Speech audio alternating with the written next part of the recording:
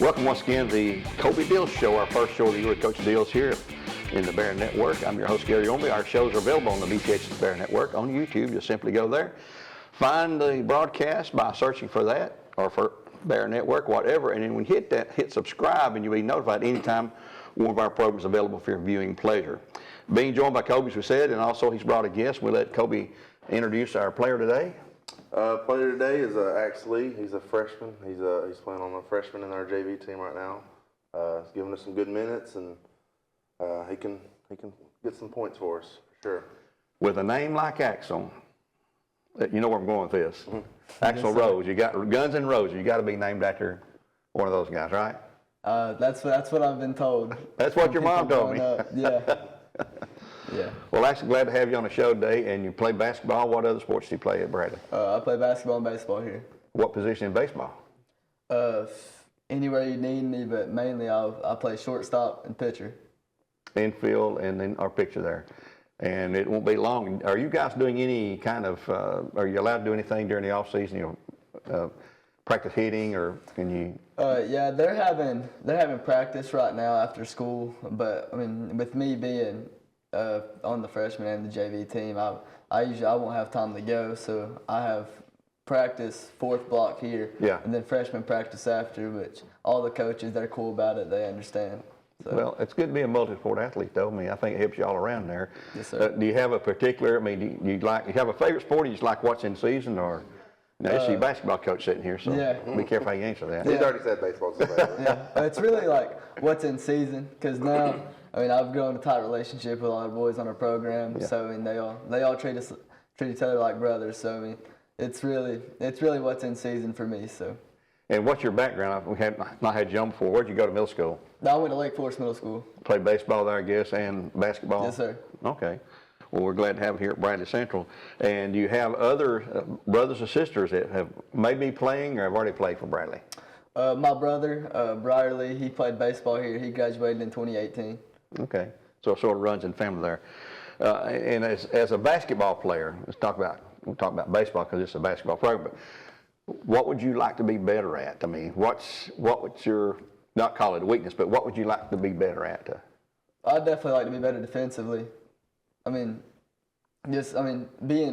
a smaller guard, yeah. Just having that, if you can have a good defensive resume, that always makes coaches think. I mean, he's gonna give it his all no matter what, even if he can score the ball. Just the fact that he wants to go and play defense, that'll give him that.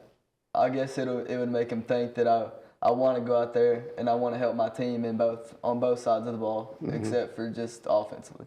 Coach Carpenter, I've asked him a lot of times, he'll say defense never travel. I mean, always travel. Defense always travels. It should always make the effort there. Well, you can score. You may not be a scorer, and those would be nights. If you're a scorer, you can have an off night and you can't hit water if you fell off a boat, they say. But there's just defense is always there.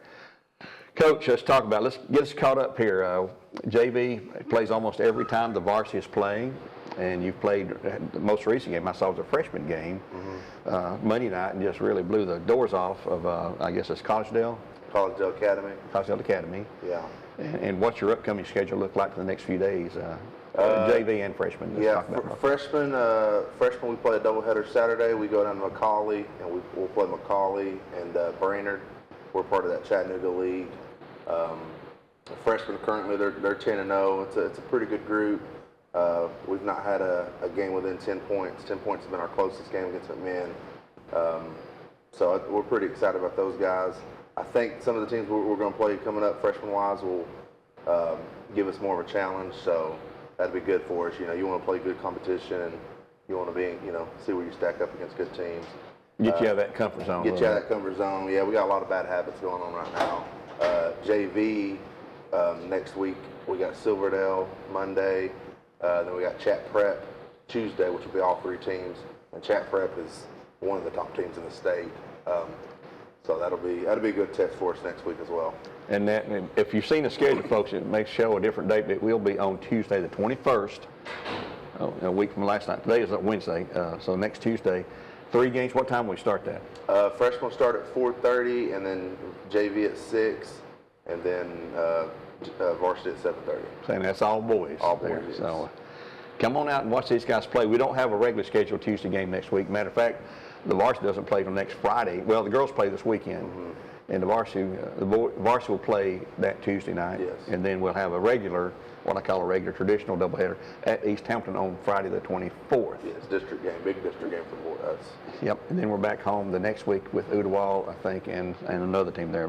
What to you? What's the difference between? I mean, you've been an assistant coach on the JV and freshman, but now you're in charge of the JV. What is there a difference in how you coach, or a difference in the way you apply your coaching philosophy, or? No, we just kind of do what we've been doing the last couple of years. You know, Coach Carpenter is a great coach. You know, we're very lucky to have him. I'm lucky to be under him and learn from him. He's got his system in place, and freshman JV, we try to run the same stuff offensively. We may have a few things different, you know, a few different offensive sets. We try to run quick hitters, but all of our defensive rules and our principles are all the same. And you know, we're just trying to, you know, we're trying to get all the guys ready for, you know, when they get their name called up on varsity, which we've had a couple freshmen and sophomores already get their name called Sure up. have. So it's just, you know, it's kind of a little minor league system. You're just trying to get them ready to get called up for the varsity game. I watched you during a varsity contest. Like last night was at Walker Valley there. You're very active off the bench there. Coaches stand up, usually walk back and forth and doing things and barking signals, and you're always in his ear. And I know when he calls timeout, before he goes to the bench, he'll come to you and Nathan and say, "Hey, I know what you're talking about. Yeah. My grandson thinks you have a secret. You know, Yeah. that's what he thinks." Why won't you tell the rest of the guys? I said, they will later. But, Yeah. what is he doing there? Just trying to use all three of you to, you know, put your Yeah, I heads mean, together? I just tell, you know, I think a good assistant just, you know, should be someone that isn't scared to give their opinion and what they think. So I usually keep some notes, wrote down some things that I've seen on film. So, you know, I usually, you know, I'll give suggestions, and, you know, there'll be some things that, you know, Carp wants me to remind them of halfway through the game or at a certain time. Oh, okay. Or if I see them do something or make a sub. So I just try to be as helpful as I can. You know, I'll throw out a bunch of suggestions. Sometimes he takes them, sometimes he don't. He's the head coach, so Yeah. they're not gonna put my name in the paper if we lose. So he's got to do what he thinks is best. I'm just there to help out and give suggestions.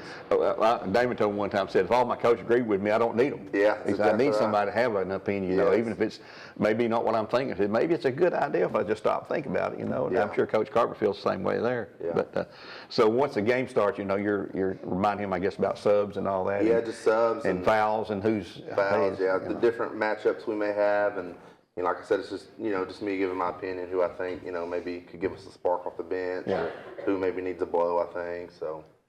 Well, that's, you know, that's a huge part of it to figure out, you know, because a game like Kent Smith always said, it's a game of runs and flows, you know. You got to, you know, the team that has the best run the last time, usually in the close game, is going to win that. So like last night, because we were down at Walker Valley, we got a lead there early going, and they got ahead of us about 13 points or so, and we come back on them. Then, you know, we had some untimely turnovers, and then it just led to points by them, and that just breaks your back there. But would you like to be a head coach like at a high school down the road? Yeah, I definitely want to be a head coach someday. Like I said, I'm not one of these guys that thinks, you know, I'm ready right now and I know everything. I'm just trying to learn. And Coach Carp's been a great coach to learn under. Yeah. I'm all the time, you know, asking other coaches. I've asked Coach Reuter for advice and things he thinks about. I still communicate a lot with Floyd, so I'm just trying to be a sponge and learn as much as I can. That way, someday, hopefully, I do get opportunity somewhere. Yeah. And you know, I'm prepared, or you know, at least halfway prepared to give it my all. Yeah. Well, it takes, you know, a lot of tutoring and, you know, exposure in an assistant's role to get there. Somebody asked me this last night at the game. Did you play basketball here at Bradley? I couldn't remember if you did No, or not. I played. You played football. Yeah, I played all three growing up, but when I got to high school, it's hard to play all three, and basketball was definitely my worst. So I was not super tall and not super fast, so that was a pretty easy decision. 2 strikes against you there Two already? strikes against me, so I was like, let's just focus on football and baseball. I know it's a basketball show. We got to talk about CJ a little bit, you know. Oh, my brother, yeah. Yes, sir. Just tell us about him a little bit. All-American. Yeah, I'm super proud of him. He didn't get a lot of love coming out of high school. You know, he's kind of an undersized offensive lineman, and, you know, he had a small NAI school in Kentucky take a chance on him. He went there, made a name for himself, and his coach that was there actually got the job at Campbellsville University, and he transferred over with them. And I mean, I'm really proud of him. 4-year college starter, 3-time team captain. Well, that tells you a whole lot right Yeah, there. 3-time All-Conference, and this year he was an NAIA All-American. So I mean, I'm super proud of him. What's the future hold for him in the way? He's got some options. He's going to graduate with a criminal justice degree. Okay. He's kind of talked about coaching. So I told him, just whatever you want to do, man. You got options. Once you get that degree, once you get that paper, you got some options to do. So whatever he does, he's going to do it. 100%. That's how he's wired. So That degree opens a lot of doors for him, yes, sure for does. anybody there. So What got you into coaching? I mean, was some person or some event or anything, or do you just say, boy, it used to be fun to do? Yeah, I just always been a competitor. I love athletics, love sports, and I knew that I made some mistakes and didn't always use my brain when I was 16, 17, and I had some really good coaches not give up on me. So I just thought, it just all made sense, try to give back and try to be a helping hand to the next generation. So. Well, as an assistant coach, are you the guy, if Zach, I know his name, Zach Carpenter, if he's got an issue with a kid or a kid's got an issue with him, are you the mediator goes in and, hey, come on, Good guy. Yeah, you're the good guy. Sometimes it's bad cop. Yeah. And Coach Nate comes to be the good cop. So, yeah, but sometimes, I read the situation. Sometimes I know when I need to be good cop, and Zach's hammered him, so I just need to love on him a little bit. So I try to read the room a little bit. Well, the head coach, his job responsibility is to figure out who can make the team successful and all that, and I'm sure working with you guys, and there's things that I just don't have time to do every little thing, so here, take this and run with it. And I know Nate, the same thing, take this and run with it, make sure this gets handled so that we'll be ready when the game starts, Definitely, yeah. Yeah, there's a lot of different responsibilities. There's a lot of fans in the stands eating popcorn and drinking Diet Coke that thinks it's easy. And, it's not. It's a full-time job. And, we're all coaches, we're referees too. Yeah, everybody's got suggestions. And, really the X's and O's is the least amount. That's the easy part. It's you got different personalities. You got kids who are just raised different. So you're trying to, just be the best coach you can for individuals. And I don't know if you've ever seen this or not, but I've seen some quotes and stuff on Facebook. It's like, coaches will worry about other kids when they go home, and that's true. You take that stuff at home, and you're around these guys so much that they're family. So if there's an issue or something, it usually goes. It's hard to just leave it when you leave here. It follows you home. So we definitely care about our guys, and we hope they understand that and realize that. Well, you're right. It becomes a family, and you create bonds, when you're playing together and going through the good times and the bad times as well. Actually, what's something that's hard about being in athletics and basketball? Is it getting into shape? It's a different kind of sport between baseball, and I know basketball, you got to have the legs, you got to have the wind, the endurance, and all that. Baseball is more of a laid back. It's a very skilled position in baseball too, but it's especially pitching. What's the hard thing about it? I would just say the process. It's all about the process, just getting everything down to where, because practice is hard. It's supposed to make the game easier. So I guess just the preparation to go into a game and be successful. So just the process just got to be prepared to do your job. I was reading something just recently about two different players, Michael Jordan and Kobe Bryant. Practice is hard. He said, it's going to be hard because I want to work harder than anybody there. And then the game's easy.